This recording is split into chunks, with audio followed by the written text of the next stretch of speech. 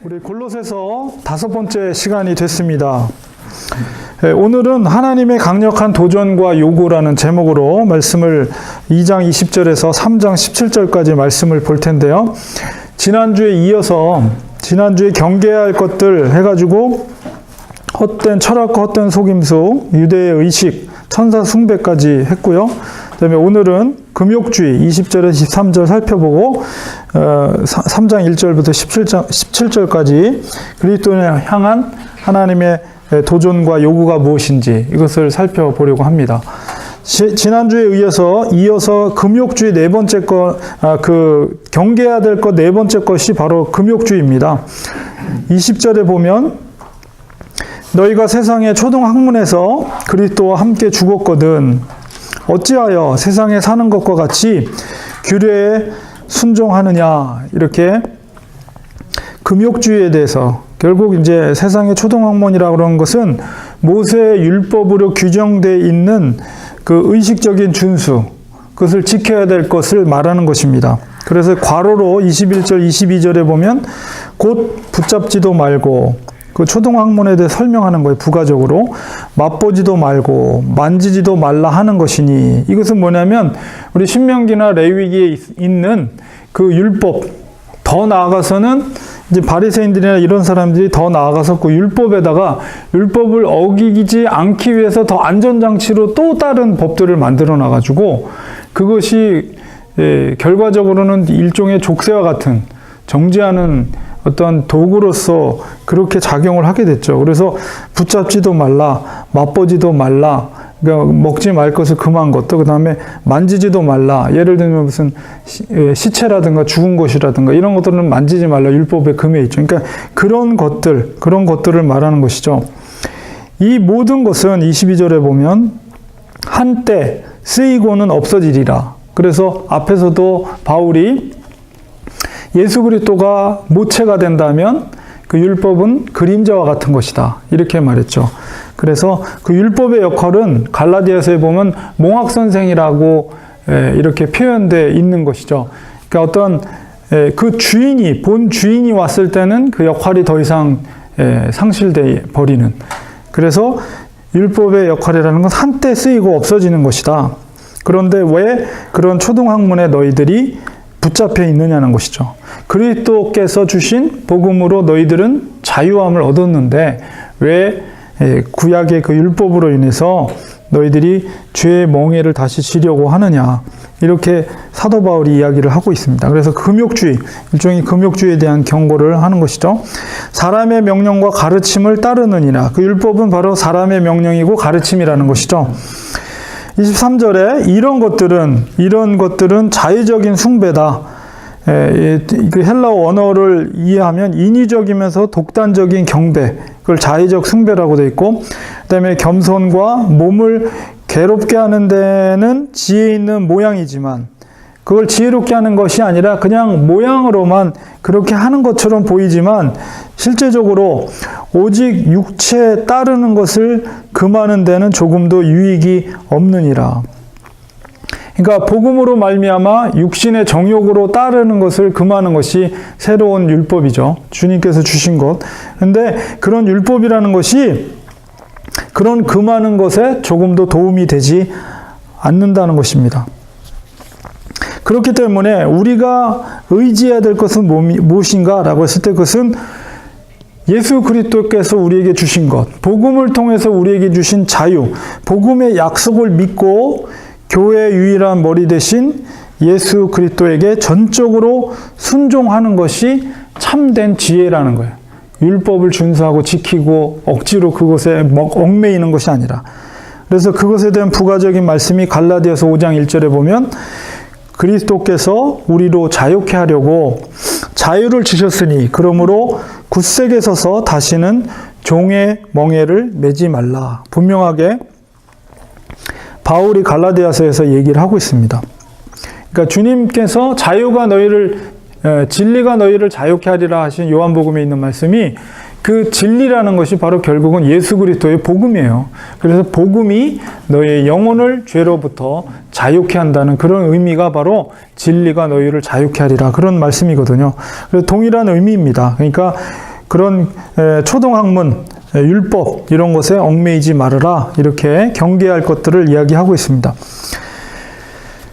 처음에 우리가 골로새서를 얘기할 때 말씀드린 것처럼 골로새서 하면 제일 먼저 떠올라야 되는 것이 바로 기독론이라고 그랬어요. 예수 그리스도가 누구인가.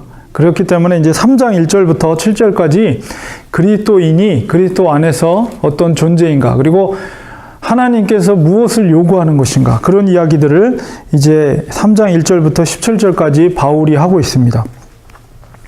세 가지로 구분되어 있는데요. 3장 1절에서 4절까지는 그리스도인과 그리스도의 관계 속에서, 그 다음에 5절에서 11절까지는 그리스도인과 자신의 관계, 그리고 12절에서 17절까지는 그리스도인과 다른 사람과의 관계 속에서 하나님의 도전과 요구에 대해서 사도 바울이 이야기를 하고 있습니다. 사실 헬라어 원문으로 보면 이렇게 세 단락으로 나눠져 있지만 그 단락마다 그러므로라는 그 접속사가 연결되어 있어요. 그래서 17절까지 이렇게 세 문장으로 구분이 되어 있는 것입니다.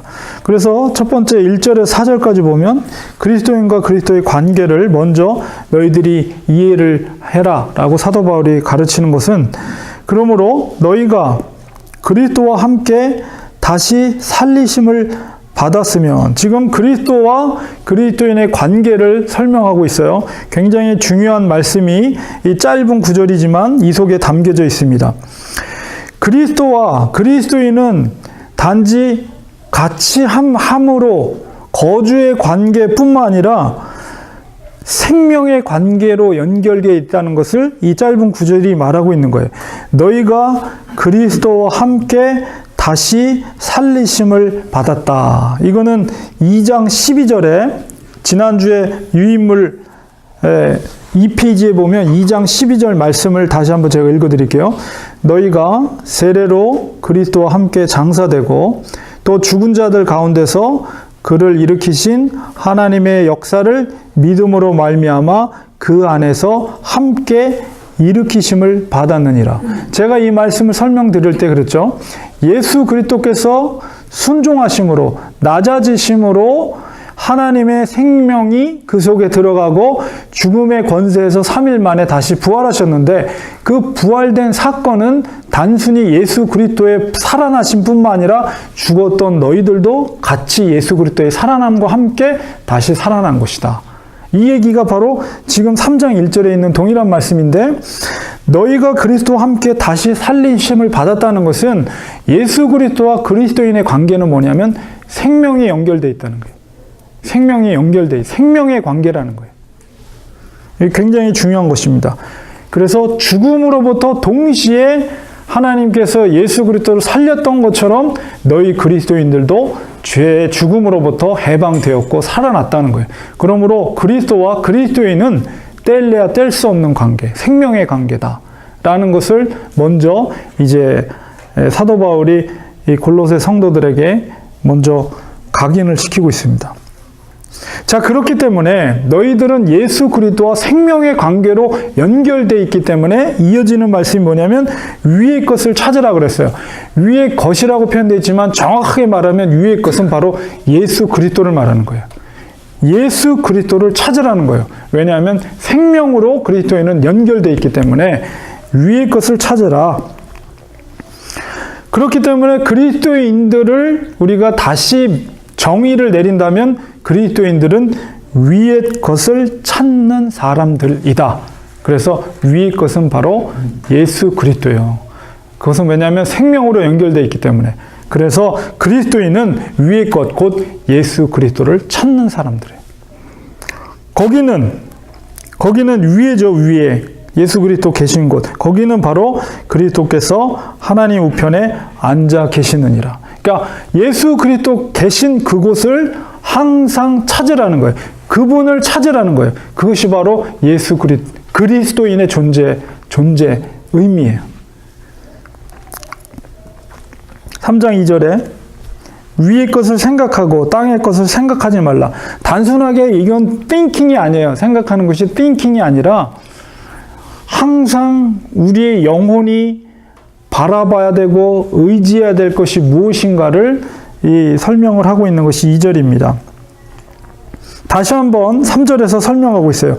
이는 왜 그러냐면 너희가 죽었고 너희 생명이 그리스도와 함께 하나님 안에 감추어졌음이니라. 우리의 생명이 그리스도와 함께 하나님 안에 감추어져 있다. 이렇게 되어 있는데 생명이 그리스도 안에 감춰져 있기 때문에 그만큼 그리스도인들은 부요한 자들이다. 이렇게 표현되어 있습니다. 이 그리스도의 부요함이라는 것은 그리스도와의 생명적인 관계에서 성립이 되는 것이죠. 그래서 그 예수 그리스도의 그 관계 속에서 우리는 그리스도 안에서의 부요함을 느낄 수가 있는 거예요. 이제 맨 마지막 17절에 이제 예수 그리스도의 평강과 말씀에 대해서 얘기를 하는데 바로 그 부요함 가운데 거할 수 있는 원리가 바로 위의 것을 바라보는 거예요. 그것을 얘기하는 것입니다. 우리의 생명이신 그리스도께서 4절에 보면 나타나실 그때에 재림의 때에 너희도 그와 함께 영광 중에 나타나리라. 왜냐하면 우리가 예수 그리스도와 그 생명이 연결되어 있기 때문에 예수 그리스도의 영광이 우리의 영광이 되는 것입니다. 그래서 그리스도인과 그리스도의 관계를 분명하게 우리가 인식할 때에 우리가 이 땅에서 어떻게 살아야 될지에 대한 원리가 여기에 있는 것이죠. 이 원리를 먼저 이야기하고 있고 그 다음에 5절에서 11절까지는 그리스도인과 자신의 관계를 이야기하고 있습니다. 그러므로 땅에 있는 지체를 죽이라. 이 죽이라는 말은 아주 굉장히 강한 어조로 사도 바울이 이야기를 하고 있어요. 땅의 것을 죽여라. 정말 죽여라. 명령형으로 그렇게 강하게 사용하고 있는 이유는 뭐냐면 만약에 너희들이 이것을 조금이라도 허락하게 되면 너희들이 잠식당하고 결과적으로 멸망에 이르게 된다는 거예요. 땅의 것을 너희들이 허락하게 되면. 그러므로 이것들을 죽이든가 아니면 이것들에 의해서 죽임을 당하든가 둘 중에 하나예요. 양다리가 없어요. 그리스도인은 반드시 이 지체를 죽여야만 하는 것이 그리스도인의 존재이라는 것을 사도 바울이 강력하게 얘기하고 있는 거예요. 이거 아니면 이거지 양쪽에 이렇게 할 수가 없어요. 그래서 그 땅의 것의 지체에 대해서 설명을 하고 있습니다. 그것이 뭐냐? 곧 음란.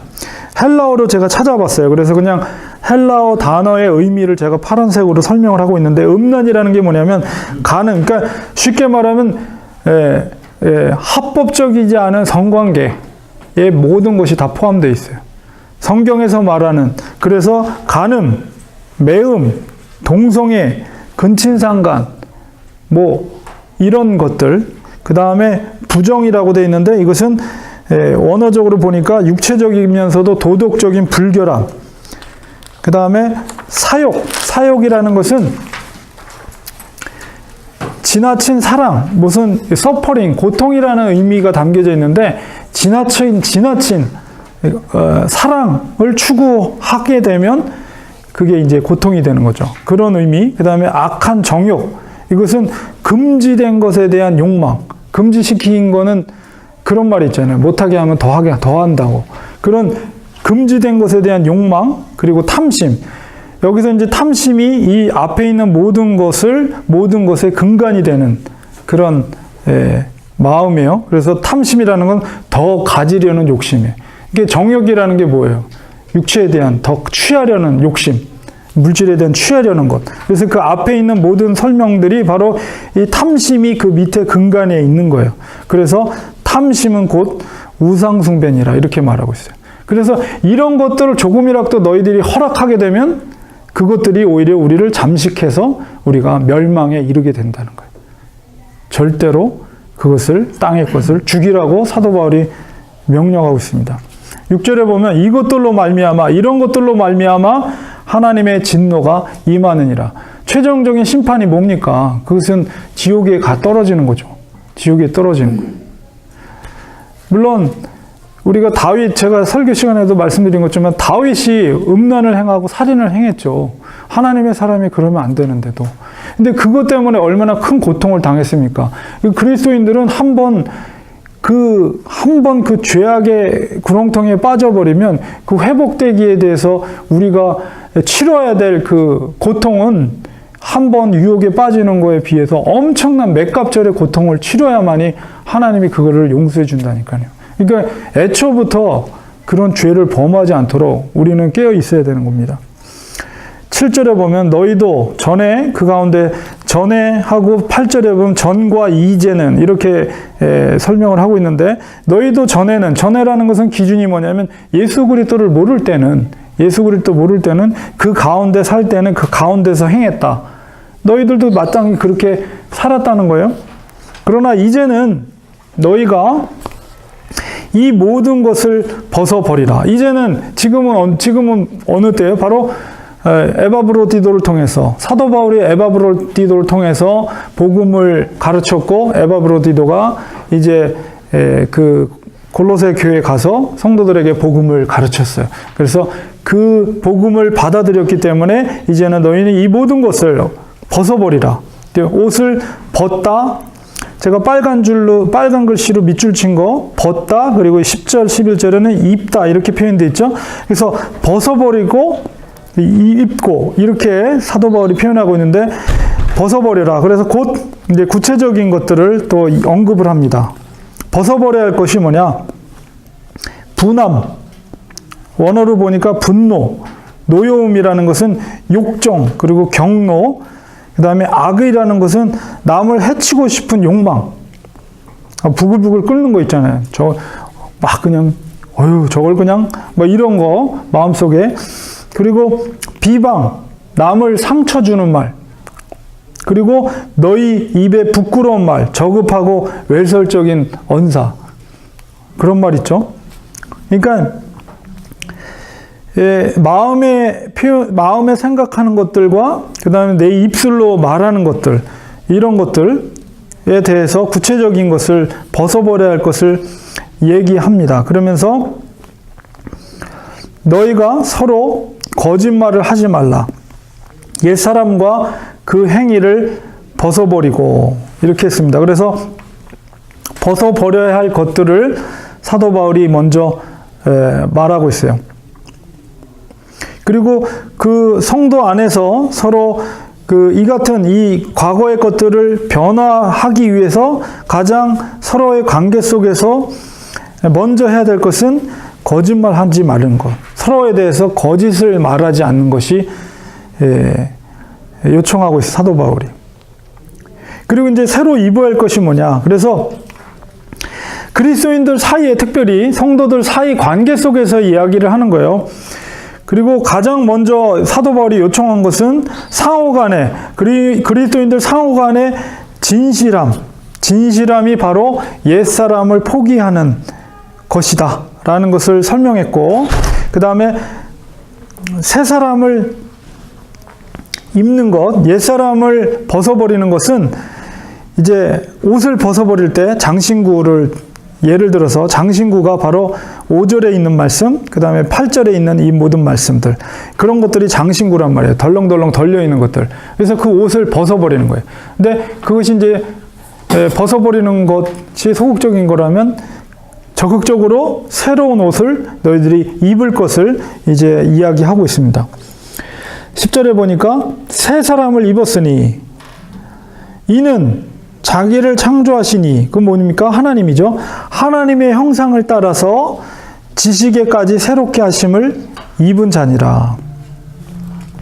여기서 지식이라는 것은 정확하고 올바른 지식. 바로 그것은 인식의 변화죠. 그러니까 그리스도를 아는 지혜와 지식 가운데 있으면 인식이 변화되고 생각하는 체계가 이제 변하게 되는 것입니다. 그렇게 해서 새롭게 됐고, 그 다음에 하나님의 형상을 따라서 우리가 새롭게 되었습니다. 그래서 그런 새롭게 된 옷을 너희들이 입으라. 그리고 이제 12절부터 구체적으로 그런 내용들을 이야기하는데, 그러면서 11절에 보면 거기에는 헬라인이나 유대인이나 할레파나 무할레파나 야만이나 수구디아인이나 종이나 자유인이나 차별이 있을 수 없나니 오직 그리스도는 만유시요 만유 안에 계시니라. 그래서 복음은 모든 것을 초월하는 능력이 있어요. 그래서 문화를 초월하고 시간을 초월하고 그 다음에 인종 뭐 그런 모든 것들을 초월하죠. 복음의 능력이 그래서 그리스도 안에서 우리가 하나가 될 수가 있는 것입니다. 12절부터 17절까지 있는 그리스도인과 다른 사람과의 관계를 설명하고 있어요. 사도 바울이 그러므로 너희는 하나님이 택하사 거룩하고 사랑받는 자처럼 하나님이 선택하셔서 거룩하고 사랑받는 자처럼 그 덕목들을 이야기하고 있습니다. 그래서 여기서는 재미있는 단어가 긍휼이라는 단어인데 사실은 헬라어 원어는 내장이란 뜻이에요. 내장. 근데 이제 우리가 보통 우리나라 표현 중에서도 가슴이 아프다 그렇잖아요. 가슴이 아프다 그러면 마음이 아프다 그런 뜻이잖아요. 그런 것처럼 헬라어 표현에도 내장이 바로 거기가 자비가 거하는 마음, 자비가 거하는 곳이다. 이렇게 해서 원래 긍휼이라는 단어가 내장이라는 뜻인데 어쨌든 의미상으로는 그런 긍휼, 자비 그런 뜻입니다.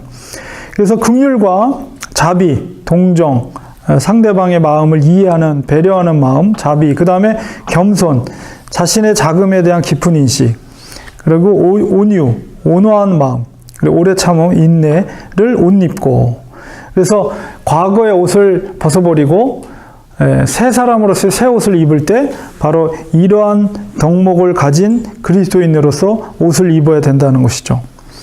그리고 이제 성도들 간에서의 관계 속에서 누가 누구에게 불만, 뭐 컴플레인하고 비난하는 것이 있거든 서로 용납하여 서로 간에 그것을 용납하고 피차 용서하되 주께서 너희를 용서하신 것 같이 너희도 그리하라.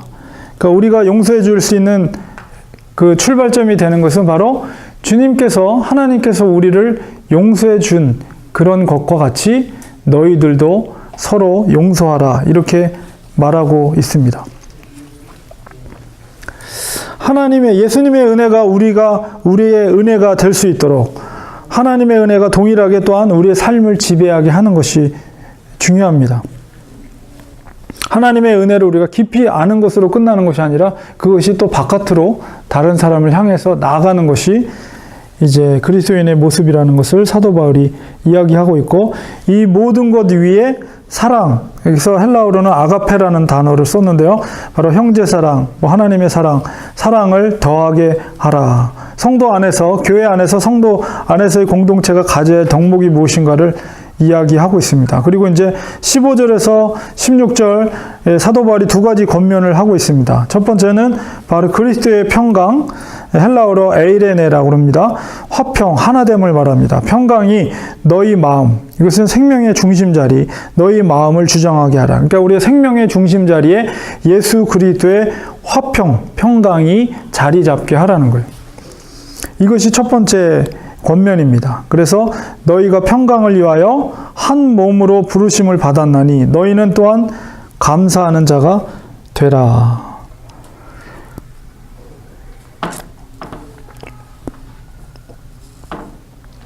16절에 두 번째 권면은 그리스도의 말씀이 너희 속에 풍성히 거하여 말씀이 풍성히 거하게 되면 이제 네 가지를 설명하고 있습니다. 첫 번째는 모든 지혜로 피차 가르치고 하나님의 지혜로운 말씀으로 복음의 진리를 가르치고 두 번째는 권면하는 거. 이거 권면한다는 것은 훈계한다는 거예요.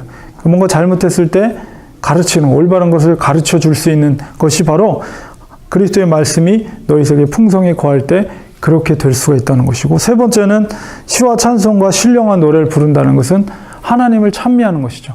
하나님의 그리스도의 말씀이 우리 속에 가득 채워질 때 진정한 찬양의 고백이 하나님이 기뻐 받으시는 찬양의 고백이 거기서 나오게 된다는 것이고 네 번째 이제 감사하는 마음을 갖게 되는 것이죠.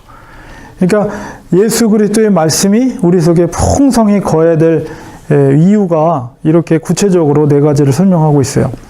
마지막에 17절에 보면 무엇을 하든지 말에나 일에나 다 주 예수의 이름으로 하고 그를 힘입어 하나님 아버지께 감사하라. 이 말은 우리의 모든 삶의 영역 속에서 예수 그리스도의 말씀 안에 거한 삶과 또한 말을 하라는 것을 사도 바울이 이야기하고 있습니다. 그래서 예수 그리스도를 힘입을 때 상황을 극복하는 감사가 거기서 나오게 되죠. 그래서 이 빨간 줄로 빨간 글씨로 제가 요약을 했는데 두 가지 권면을 하고 있습니다. 그리스도의 평강과 그리스도의 말씀인데요. 그리스도의 평강이 우리의 감정적인 영역 속에 있는 것을 강조하고 있다면 그리스도의 말씀은 지성적인 면을 또 사도 바울이 강조하고 있는 것이죠. 그래서 예수 그리스도의 말씀이 거주한다는 것은 우리의 지성적인 체계가 바로 그리스도 중심으로 변화된다는 것을 말해요. 우리 체계라는 것은 왜 중요하냐면, 우리의 지성의 체계가 변화되는 것이 왜 중요하냐면, 체계라는 것은 모든 가치 판단에 있어서 작용을 해요. 워킹을 해요. 그래서 어떤 것을 선택하고 어떤 것을 정할 때 그것이 체계화되어 있을 때 그것이 원칙에 따라서, 그 복음의 원칙에 따라서 모든 일을 하게 된다는 것이에요.